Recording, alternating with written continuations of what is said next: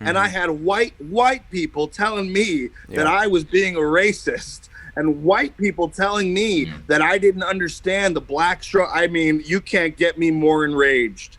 You can't get me more upset than somebody telling me, because I mean, look, at the end of the day, I haven't lived a white lifestyle in the sense that police officers didn't stop and say, I don't know, he kind of looks Hispanic. Yeah, is there Italian mix there? They didn't stop and ask these fucking questions. They just said he's black, and they threw me in the back of the fucking cop car.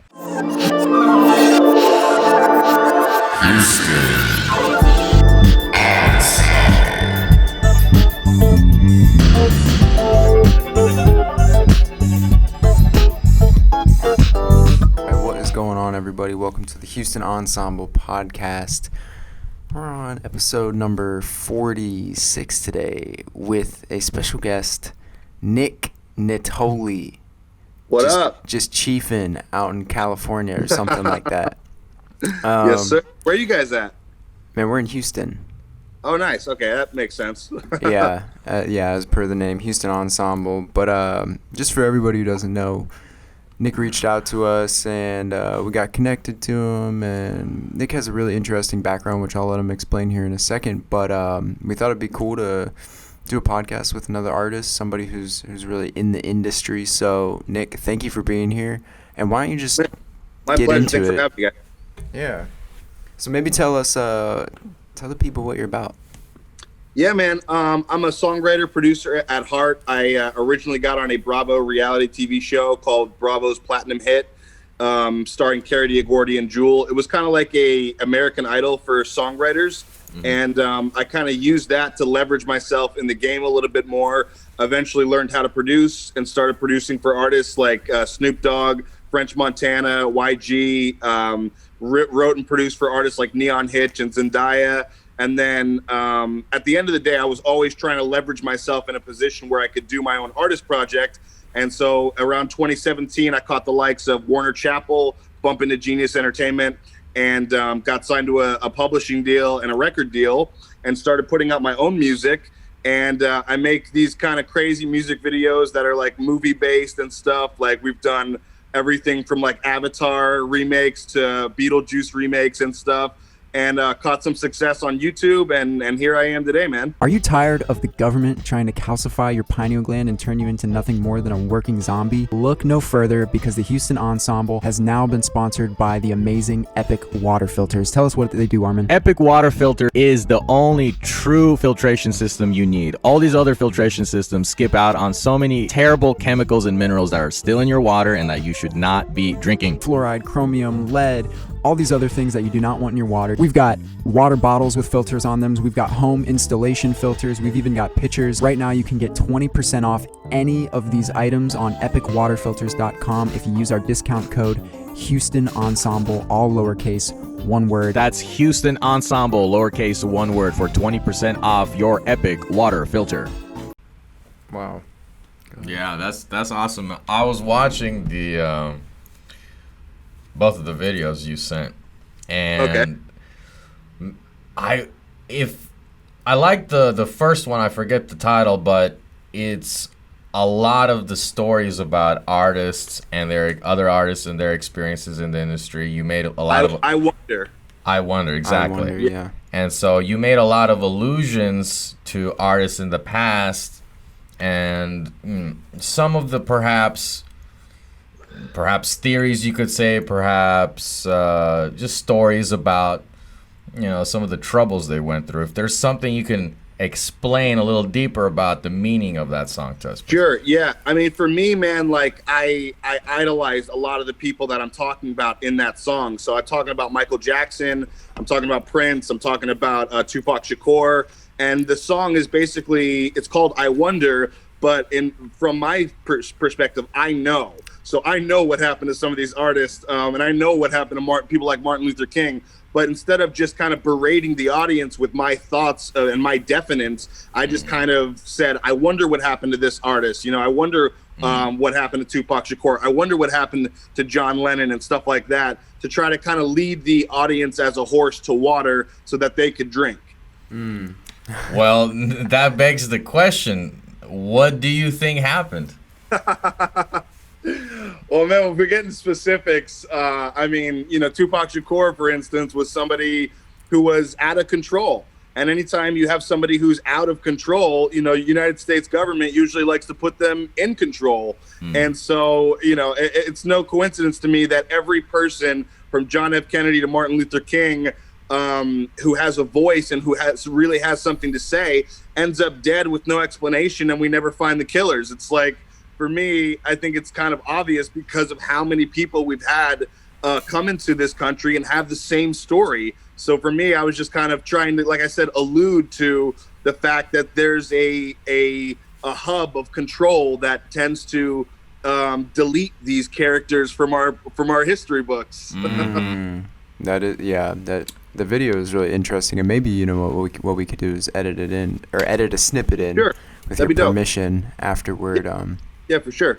Because it was a cool video, very colorful. Thanks, man. Thank you. I appreciate it. Good ideas. But I want to know a little bit about your background, like where you're from, how you came up, and what led you all to this point. Sure, man. Originally I'm from Garfield, New Jersey, which is a very small town in Bergen County, New Jersey. My grandparents are both songwriters for Frank Sinatra, so I kind of grew up in a house of music, with a baby grand piano in my living room, and my grandparents singing old songs and stuff. And I always kind of wanted to be like them and kind of have, some credits of my own and to write for other people, etc. And so I picked up a guitar at like a garage sale. I started strumming Nirvana songs until it sounded good. And when I got on Platinum Hit, I was, working at like Dish Network and working T-Mobile and working shit jobs. But I was always coming home and practicing my craft. So when I got the audition, I was ready to be on national TV with my music because that's all I was really focused on outside of making money and paying the rent. So, I come from nothing, man. Like my family didn't have any money, and I struggled hard. I was homeless at one point. Not too long before I was on national TV, I was literally on the street playing my guitar. I created a dollar song that was basically like, just like a little 20-second pop song that I would sing to everybody who was walking down Burbank Boulevard so I could eat. So I was literally like just a homeless guy on the street, a busker, whatever you want to call it. And, I worked hard to get to the place that I'm in. So once I got the opportunity to be on national TV on a Bravo reality show, I didn't let it slip, man. I took that and I leveraged that into a full-time producing gig for Snoop and French and all these other people, and started a record label in Hollywood, grinded, and then eventually, like I said, caught the likes of Warner Chappell, signed to a deal, man. And being an artist was always what I wanted to do. I never really wanted to be the guy behind the scenes. But in this industry, you kind of have to work, and get in where you fit in, make a name for yourself, which is what I did in the production game. And then, once I got my shot to do my own artist thing, man, like I said, I didn't let it slip. Wow. Yeah, I'm hearing everything you're saying. We actually relate a lot.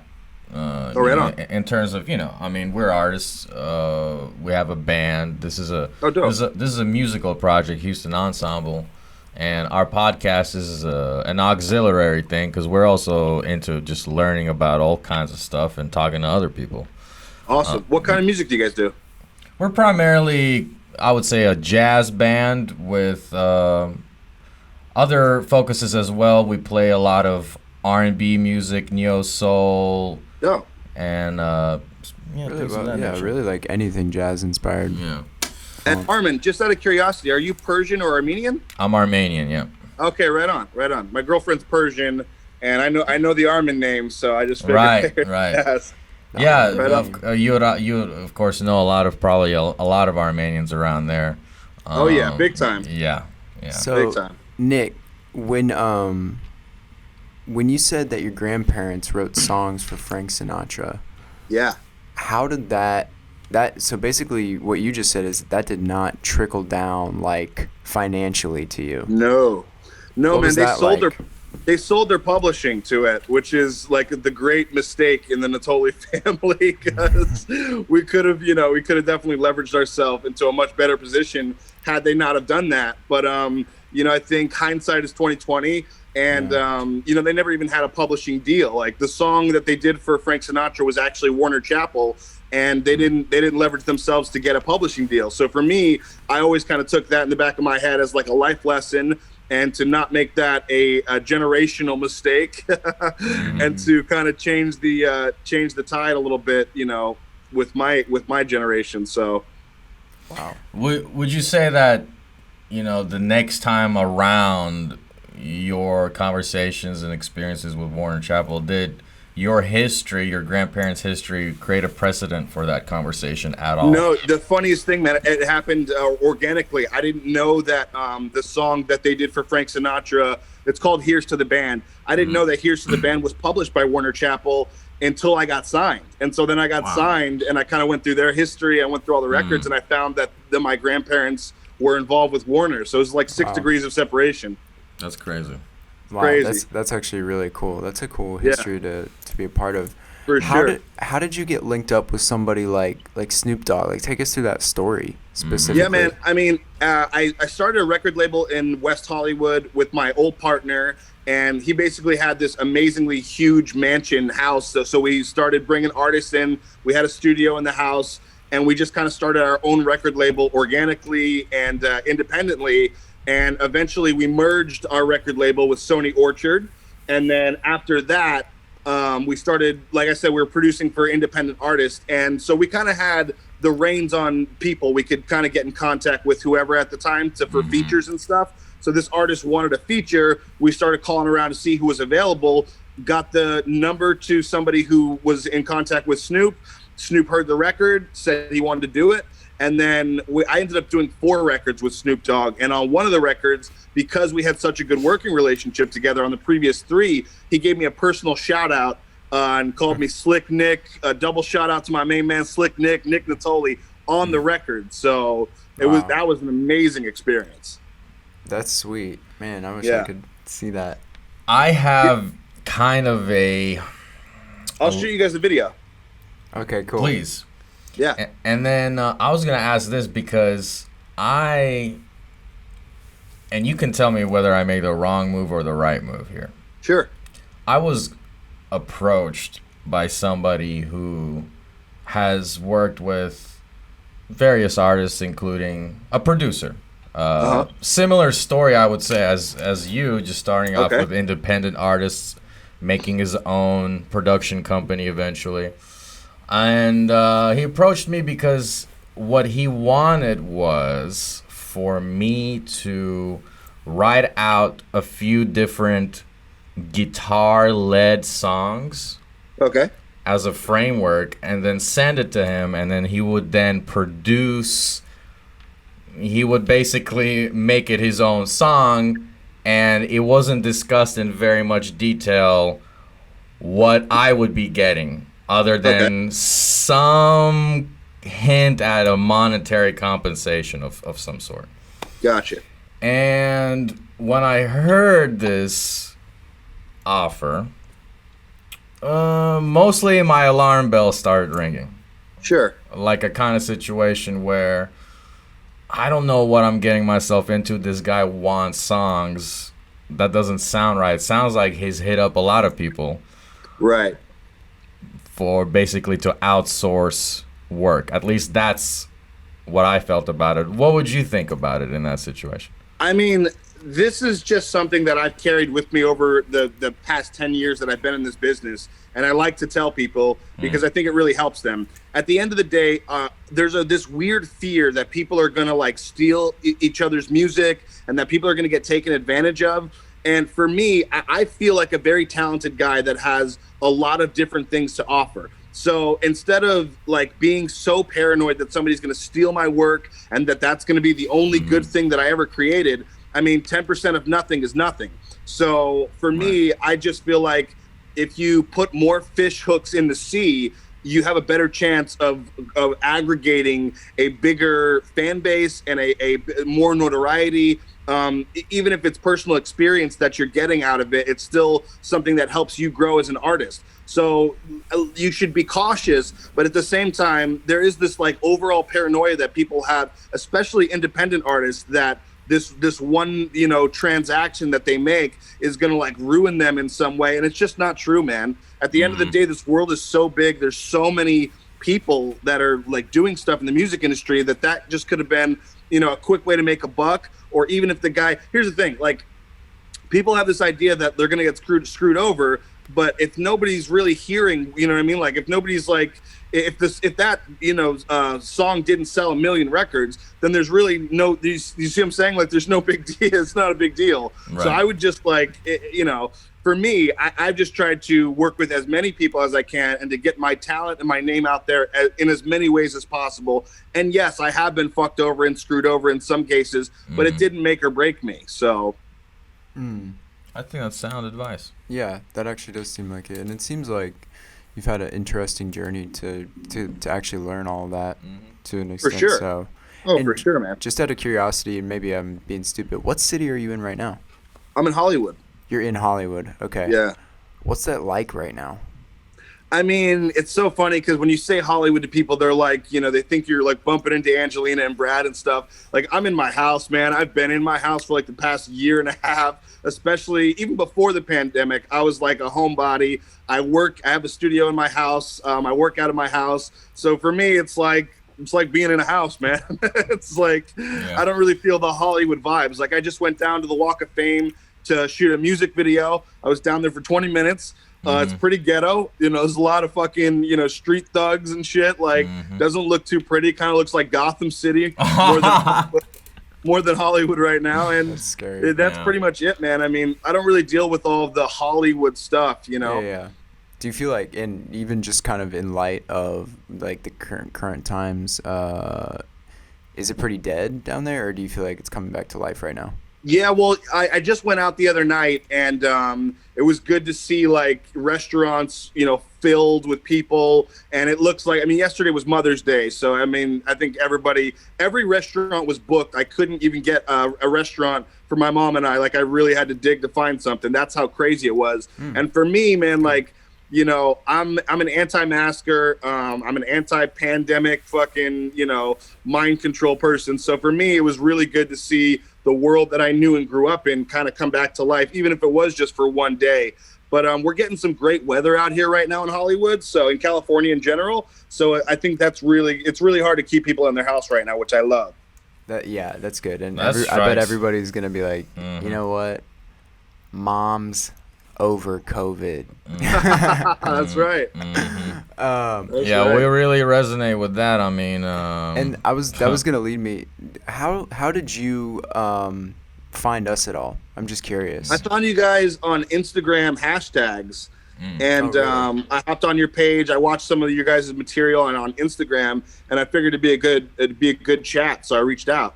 Oh, cool. Yeah, we've just going to kind of what you were saying before that, we've had a lot of different people on the podcast, namely like some doctors, bigger people. I don't know if you're familiar with David Icke. Of course. We had him on. The video. You guys had David Icke on? Yeah. The video's currently down because YouTube deleted our channel. Oh, man. And so we had to kind of clean it up, but we're doing stuff on BitChute as well. But we're actually having his son on the podcast here soon as well. Dude, David Icke's a fucking legend. David Icke is a huge reason why I'm conscious. I owe that guy so much of my own personal mindset and the information that I know is a lot of it's mainly because of David Icke. He's he's a legend in my eyes, man. Wow. Well, that's good to hear. That's so great. Since you say that, Nick, let's go there a little bit. Yeah. And I'm a huge proponent of the reptilian agenda. I've talked about it on multiple podcasts. This is something that I've studied for, a decade. So for me, it's like there's no question in my mind of what's going on. I know for a fact that we have reptilians on this earth controlling the thing. It's just a matter of how many other people are conscious of that information and how crazy you're going to sound. I feel like that's kind of one of the things that separates me from the mainstream artists is that I hop on podcasts like this and I'll chat with guys like you about reptilian aliens and deep underground military bases and alien Roswell, New Mexico, you name it, man. I'm all about it. Yeah. It's a fascinating subject because here's what's happening right now. We are seeing tinfoil hat after tinfoil hat theory be confirmed.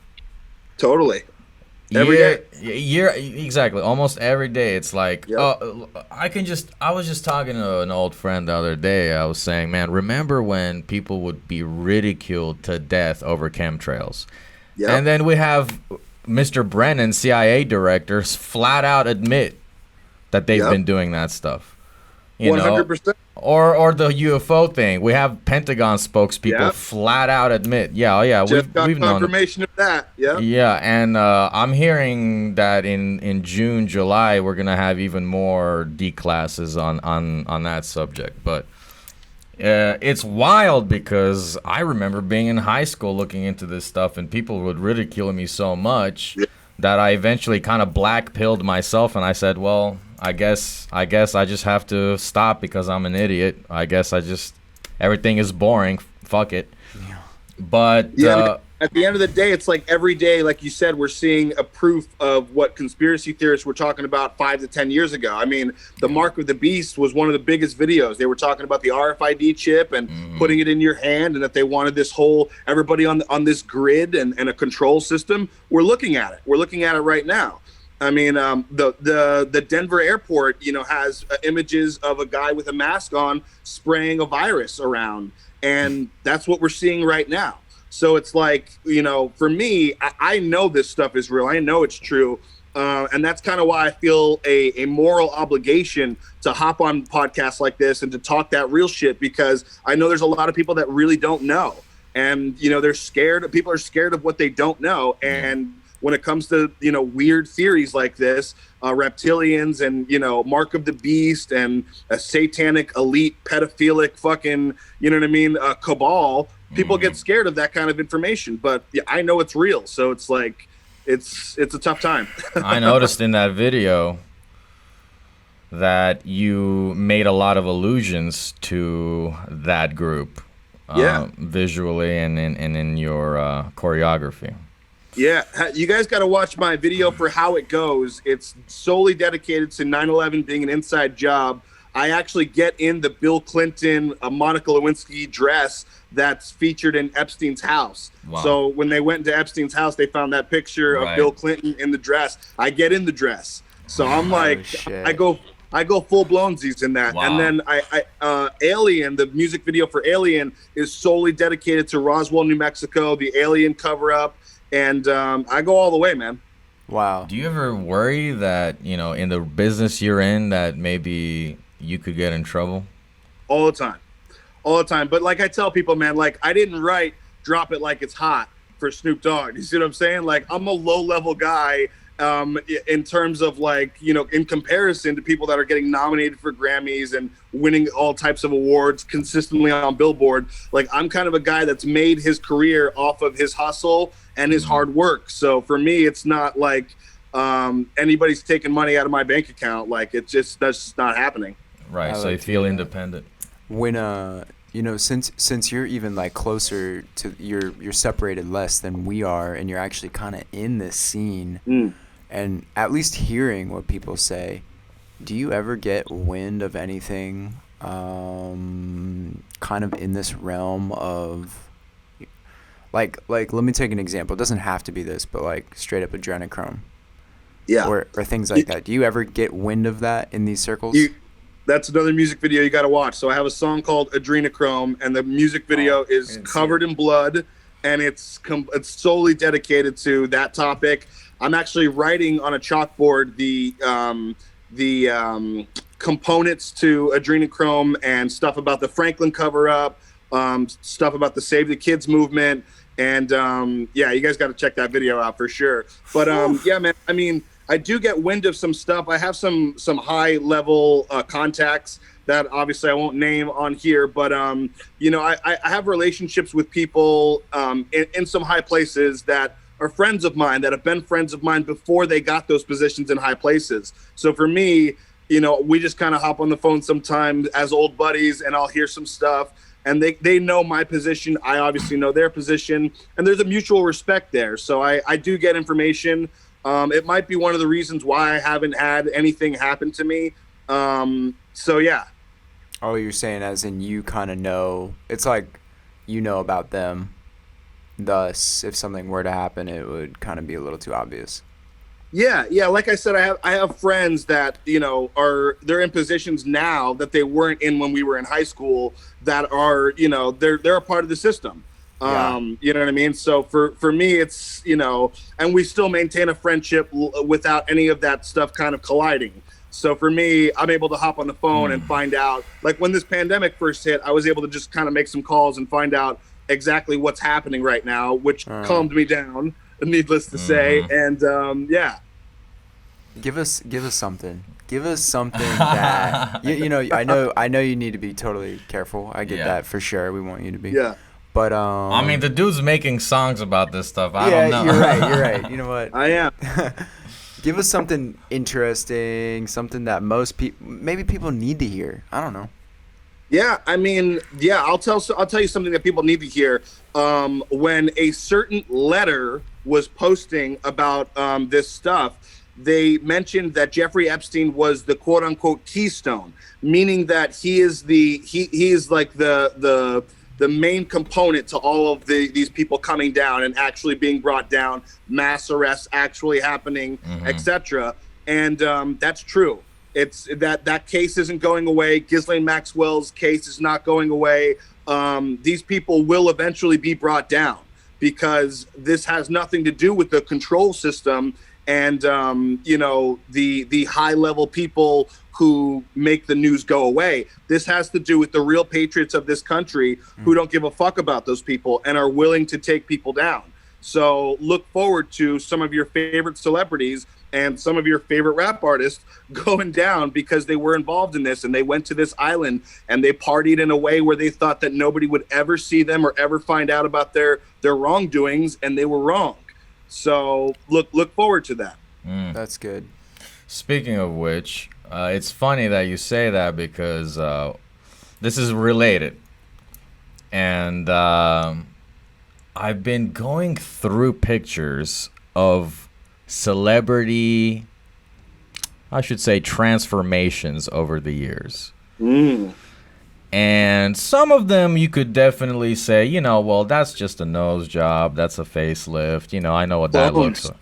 Bad clone. And then other times I'm like, I don't know what I'm looking at. Holy shit, bad clones. I like that. Yeah. Yeah. And other times I'm like, and I'm not trying to be funny. I'm not even trying to be political whatsoever by saying this. Other times it really doesn't even look like the same gender. At all. Yeah. I mean, listen, somebody told me a very long time ago that all of this stuff was going to start happening and that eventually I wouldn't be able to walk on the street without, I wouldn't be able to notice what gender somebody was. They said they're going to merge the gender pool so much that when you walk on the street, you won't know if it's a girl, boy, you won't know what it is. And that was 10 to 12 years ago.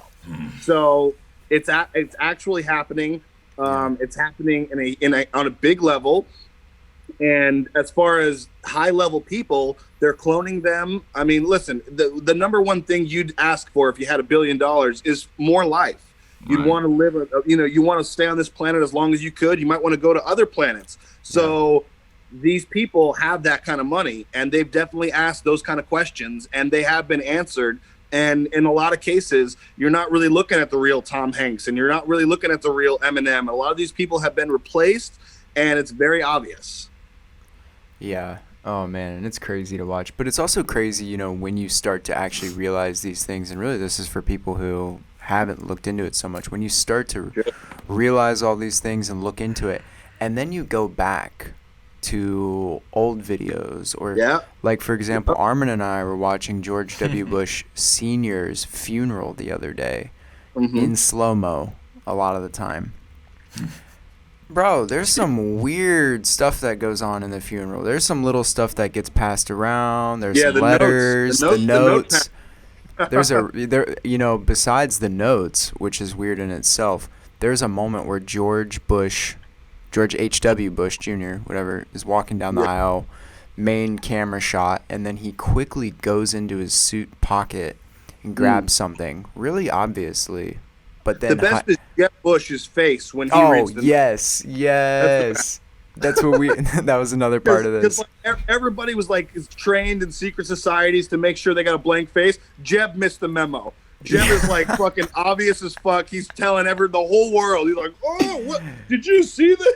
He's like totally like it's actually comedic because he looks like a frightened woman, and I mean that's how he looked, like just cinematically. Totally. But that was crazy. But George Bush grabs into his pocket, but then hides it in his hand as he continues to walk down the aisle, and you don't know what it is. It's something small enough to be hidden in the palm.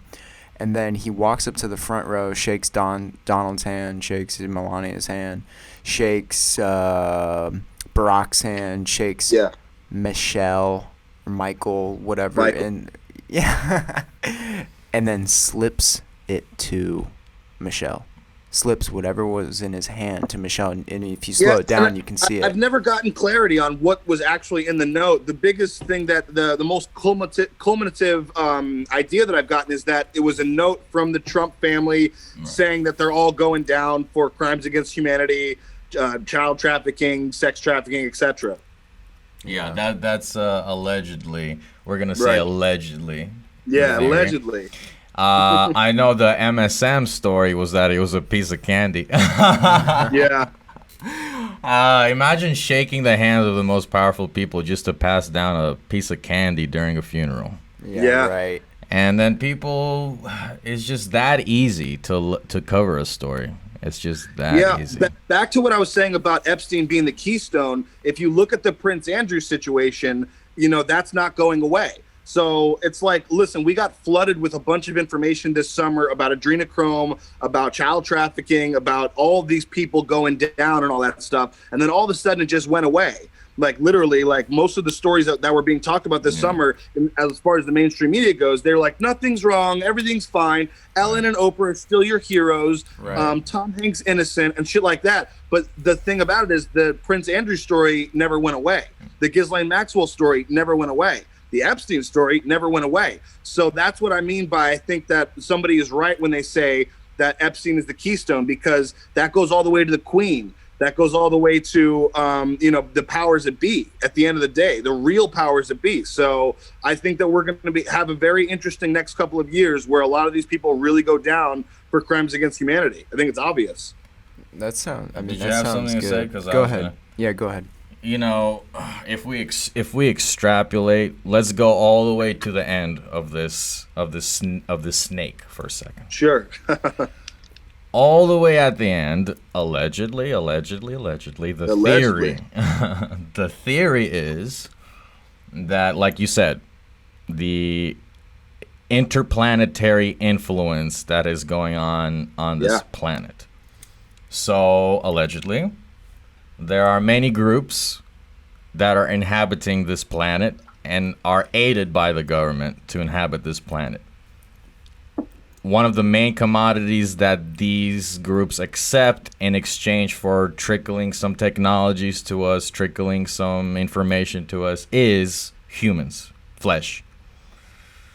And that is an underground system. That is like you mentioned before, the deep underground bases. That is allegedly one of the primary reasons for that. Yep. So you said you believe in all this stuff, right? You basically you know all this stuff. I know it. Okay. What are the solutions to this takeover? What can the people do? Yeah, man. At the end of the day, I think that there is a military action that's already started, and we do have white hats that are working to, delete these bases, to rescue these kids, to bring them up from deep underground military bases and stuff. So I think on a physical level, a lot of that work's already being done. Operation Underground Railroad with Tim Ballard. I'm sure you guys are familiar with him. Jim Caviezel starring in a movie that's coming out about it and stuff. Jim Caviezel just came out and talked about adrenochrome on CNN and stuff. CNN him for it, but he came out and started talking about this stuff. So I think a lot of that physical work is being done there. I think if you're a citizen in America, your job is more vocally and on the ground, boots on the ground here, and talking to people, and just like we're doing right now, trying to awaken people, awaken the masses to what's really going on, especially because, like I said, the white hats are already doing their due diligence, and we're going to kind of have to work on a people-to-people basis to help people, with mental problems that they're going to have by realizing what's been happening to them and what's been happening in their country for the past 100 to fucking 200 years, maybe even longer. It's probably worse to like wake up today than maybe even like 10 years ago, when you could have like slowly started and just kind of keep going up until today. Whereas if you get blown up today, big you're time. Like, oh fuck. Yeah. And it's much nicer to not think about any of this. And for everybody who's like, this is so great. It's like, we don't want this. We don't want any of this. Why do you think we want it? We're this is for you. Mm-hmm. Yeah. It's for us, and it's for you. To keep all of us better. The thing that pisses me off, like we mentioned, I'm an Armenian, which means that I'm familiar with what happens when there's an ideological takeover in your nation. And what people don't realize is that the Russians don't romanticize communism. Right. Americans romanticize communism. Mm-hmm. That's right. And you gotta talk to the people that came out of communism if you want to find out what it's about. Yeah. Because you think that it's gonna start here and it's gonna be good. Because why? Why do you think it's gonna be good? Sure. Why do we think these politicians are gonna be really nice and happy and equal with this system? And ideology, I want to refer to a gentleman that I learned about recently. Man, let me remember his name. Yuri Bezmenov. And he's a de facto Russian intelligence operative. And he basically exiled himself to escape the government and come to the United States so he could teach people about psychological tactics. Oh, wow. And I'll send you some stuff, Nick, because it's stuff already, but to hear this guy, to hear it come out of the horse's mouth. Yeah. And this guy's confirmed, okay? This is not some guy we picked off the streets. Like, we know this guy's legit. He spelled it out. He's like, look, you're going to have 10, 15 years of education brainwashing. Then after that, the kids are going to be primed and ready to join the system and then brainwash the masses. Yeah. And then once the masses are brainwashed, you can lead the horses wherever you want. Yeah, and that scares me when you think about what's happening to the kids right now that are all masked up and not in school and kind of being indoctrinated into this system. Like, my brother just had a baby, and in my head, I'm thinking like, wow, this kid's going to grow up in a masked society, a vaccine society, and a society where people are, Joe Biden supporters and not really thinkers. So it's like, what does that create? We don't really know. We don't know what that does to the aggregate society. And we really don't know what the generation of kids that are like looking at their phones and born with a phone in their face it's going to equate to. Because, I'm 33 years old. I don't know how old you guys are, but at the end of the day, it's like, I think that we didn't really grow up with a phone in our face all the time. Do you know what I mean? So that's like a whole new society that you're building with this ingredient called the iPhone. It's scary. Yeah. Bro, we don't even know if we might all have brain cancer in 20 years. Honestly. We're like literally every single person has brain cancer. We're the guinea pigs. I hope not, but that's the kids thing is just crazy to me to see. But they also fall back on their whole narrative because, like, for example, kids like don't have to wear masks all the time. Right.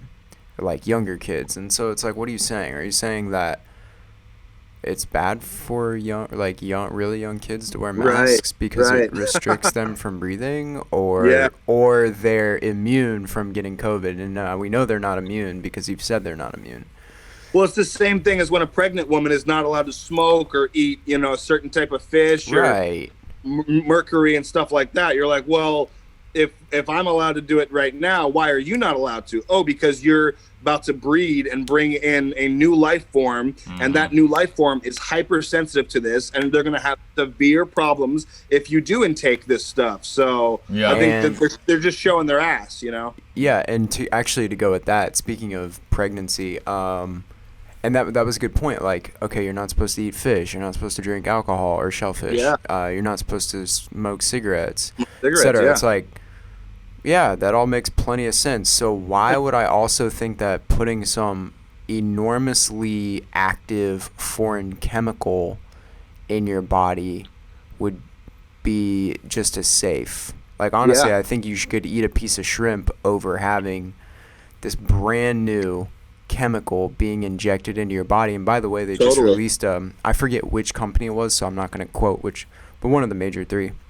And also, we have to kind of mince our words on this Sure. because of YouTube and what's happened. But one of these main three pharmaceutical companies published a study regarding pregnant women receiving this new chemical. And there was like some TikTok video where the girl was like, oh yeah, it's safe, like, for pregnant women. She's dancing, and then the guy does this funny thing where he brings up the study and he's like, well, if you actually read the study, 10% of the 10 to 15% of the babies died. Another 10 or 15% were born premature or extra small, and then Right. on top of that, like, around 46 to 50 babies were just aborted on the spot. So actually 20 to 30% had a negative outcome in the study, which it's like, so then it's not safe if essentially Right. 1 in 3 Well, are it's getting like the messed Johnson up. and Johnson vaccine that's being recalled right now. It's like, at the end of the day, why the fuck were, half the American people told to go and take this vaccine if now we're having all of these problems and stuff? Like, it's very obvious that something's in the water there, Yeah, and what was so funny to me was Joe Rogan said something on the podcast. Maybe you heard about it. He was like, yeah, if you're healthy and you're young, whatever, I wouldn't take it. And then everybody on the news got on him about it. And then, funny because you just said J&J, he's like, yeah, I mean, I'll probably get the Johnson & Johnson. And I'm like, Joe, what are you talking about, bro? Yeah, I mean, I talked a little bit about him on the tinfoil hat show with Sam Tripoli. Oh, you were on that? Yeah. Oh, that's cool. I listen to that sometimes. Which they also deleted from YouTube. Luckily, it's still on Wow. Spotify and still on iTunes. But Yeah. they got rid of my black ass talking about fucking Joe Rogan being a shill and a whole bunch of other stuff that I said on there. The Oh, wait, thing about they Joe, got rid of you? yeah, man, I think that Joe Rogan, at the end of the day, has had a little bit too much success to not have a second eye glanced at him. Agreed. Agreed. Anytime when you see what I'm saying? Like, anytime when you get to this high level, this Alex Jones level where the mainstream media is talking about you and promoting you, I think that every conspiracy theorist at the end of the day should kind of take, a second glance and see what's really going on there. And they're not talking about David Icke. How about that? Exactly. And he's Seriously. never on mainstream media. Never.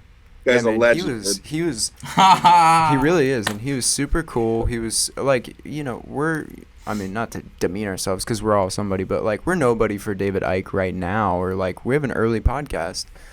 But That's he was awesome that he's super on. cool, came on, had a great show with us, and then, gave us a ton of info, and then we backed up everything that he said Sure. in the video.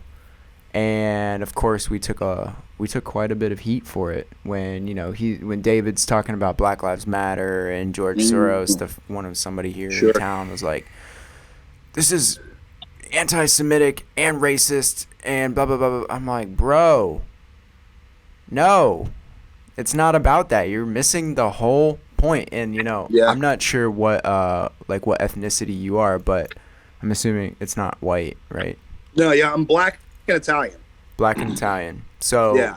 as we're seeing today, like, you can't even have these conversations without somebody being like, oh, this is racist or something Yeah. like that. And I'm sure you know that, especially because of how you're talking it was about the government. Yeah, it was the funniest time in my life where I was posting about how I didn't support the Black Lives Matter movement and that this wasn't our movement at all. And I had white people telling me that I was being a racist, and white people telling me that I didn't understand the black struggle. I mean, you can't get me more enraged. You can't get me more upset than somebody telling me. Because, I mean, look, at the end of the day, I haven't lived a white lifestyle, in the sense that police officers didn't stop and say, I don't know, he kind of looks Hispanic. Yeah, is there an Italian mix there? They didn't stop and ask these fucking questions. They just said he's black, and they threw me in the back of the fucking cop car. So for me, it's like I've dealt with racism all my life, but I also know the good side of this country and the fact that racism is not that prevalent and it doesn't define you, and that we have multiple people that are winning Grammys and that are winning Oscars that are black. So I'm like, you know, they need to hush up with all that. And so I had all these white people telling me what they thought about my ideas, and it was just very insulting. And that's when I knew, I was like, this came from the most racist people on the planet. Seriously. This entire movement is from the people who hate black people, Hispanic people, Asian people the most. That's who made this movement. And so you know, we had to bring it up in another clip to go with what you said. Even when you take Malcolm X, and he says, what is the most dangerous to the black man is the white liberal. Not the white conservative, it's the white liberal, because he's going to be 100% a fox. And that's what I was telling people. I was asking them, I was like, what do you think Martin Luther King would really think of this right now? Because you guys are segregating. You guys are being divisive. What do you think Malcolm would say about this? You think this is Malcolm's movement? I'm like, you don't know shit about Malcolm X if you do, you know? Seriously. And like those guys are like, especially I feel like Malcolm, I really like Malcolm a lot, just denizens of values. Just pure value, as much as a person can be. Sure. And, I mean, I don't say think this people all the know. time, but it's like, it's not about, there's only one race that we should all be focused on, and that's the human race. We're all the same. We all have the same values. We want to have kids. We want to raise them. We want them to be safe. We all bleed the same blood. So instead of being so divisive on this planet and in this country especially, we should really be focused on the fact that there might be other things that are not human beings that probably want us to start fighting with each other and to be very divisive. So if you're a conspiracy theorist and you believe in aliens, like I do, and like I am, then you'll realize that we should be coming together and protecting this thing called the human race, which might not be around that much longer if we don't. Yeah, the annoying thing, and allow me to be biblical for just a second. And I'm not personally much of a church goer, primarily because I think that churches have been taken over for the most part. Yep. And also there's something ludicrous about insisting that you convene somewhere to have the power of the Lord. The Lord's power, I mean, if we want to be technical about it, the Lord's power is everywhere. That's right. So with that being said, it's very odd to watch things come to fruition according to the omens in the Bible. It's creepy because we talk about things like Mark of the Beast. I mean, look, if we allow ourselves to be tracked, for our biometric system to be tracked, it's over. And this is a fight for our liberty on a global scale. And I hope that the people can understand that the two-party rhetoric is just pure division tactic. That the MSM is pure propaganda. And then what needs to happen is, and I agree with you, a lot of footwork. So for those viewers who have made it to this part of the podcast, I'd like to mention one strategy that I think is very effective. Because on a basic level, the control that is being done to us is the similar type of control a narcissist will utilize against their victim. That's right. We're being gaslit, right? We're being attacked on an ad hominem level. Yep. And also distracted, right? So when we see these tactics being used, and they're very obvious once you're awake to them. Sure. We have to call them out with precision and insist that the conversations stay topical and factual. A lot of times what happens is with individuals, just like regular old people, I'm not even talking about CNN, is they're under this spell and they mimic these gaslighting tactics on each other. Sure. without realizing. But most of the time, they don't have any rationale to back up their attacks. And Yeah. when you expose that, you pretty much got them. They'll either shut up or they'll be like, man, I was wrong, hopefully. Yeah. Is this making sense? Yeah, 100%. Are you guys familiar with the John Carpenter film They Live? Yes, I've been trying to get Chad to watch I've watched it. part of it. Yeah. It keeps coming up every single time. Chad, you got to watch that movie, man. You got to watch that movie in its entirety. David Icke is a huge proponent of that movie. I did a full music video as Roddy Piper with the alien faces in the newsroom. It's called STFA. Check that one out too. But that movie, the aliens are using the news center to project a frequency that gets people to actually be under a spell. And I think that John Carpenter really knew what he was talking about, because when you talk to somebody who's only watching CNN or only watching BBC, etc., it's almost like they really are under a spell. They're not fully here. You're like trying to, catch a lifeline, and they're just like they're not fully present. So I don't think it's out of the spectrum of reality that there is actually a frequency that's being transmitted through these actual news stations. I think that John Carpenter was trying to let us know something that's really happening in our aggregate society right now. And on top of that, to go even more empirical about it, there is documented technology that is low vibrational frequencies, which can be shot throughout, like a city or some sort of population. And these extremely low vibrations can change the overall demeanor of a population. And that's declassified. Yeah.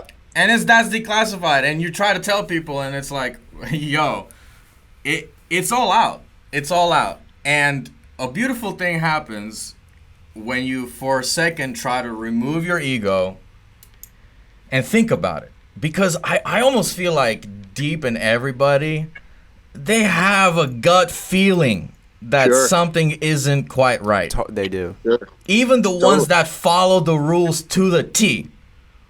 But the fear can make them so silent.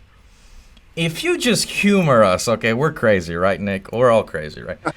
Just humor us for a second. Allegedly crazy. Allegedly. It's quite shocking how perfectly the puzzles fit. They have a technology for this. Yeah. They have a collateral plan for this. And the pieces are coming together. And I'm not saying that it's doom and gloom. As a matter of fact, this very conversation could actually be proof that the fight is won. Like, we're winning. Sure. And I wholeheartedly believe that. Yeah. I mean, why does good win at the last 20 minutes of the movie? Right. That's usually how it works. Mm-hmm. Yeah. Yeah, man, I think that at the end of the day, most people don't think like a controller. So like I'll use this in comparison. Like, most people aren't pedophiles. But if you're trying to stop a pedophile and you're trying to protect your child, you're going to have to think like a pedophile and think like, well, maybe I would get to, child protective services because they get a lot of kids. Or maybe I would become a soccer ball coach because I'd be in control of a lot of kids. Mm-hmm. Parents would be trusting of me with their children. So the same thing goes with a controller. If you have $1 jillion and you're controlling the aggregate society, then you should start thinking like that. Well, we might need some lasers to kill people without showing that we were actually even in the apartment. We might need some news stations to promote our ideas and to make sure that people really believe what we're saying. Those kind of things come up when you're actually using your brain and you start thinking, as a controller with a bunch of money. Precisely. It's very obvious to me. Even low-level businesses end up, when they're really successful, they end up kind of emulating the system. Sure. The systems that work very well. Those are the successful businesses. Mm-hmm. Totally. One of the best examples of the news sources, and we've talked about this on another one, maybe you've seen it, but is this video where they start with one random local news anchor saying something, then they expand and it becomes 2 different news channels saying it, then 3, then it turns into 100 and they're all chanting the same quote. Yeah. And when you see that for the first time, you're like, holy shit.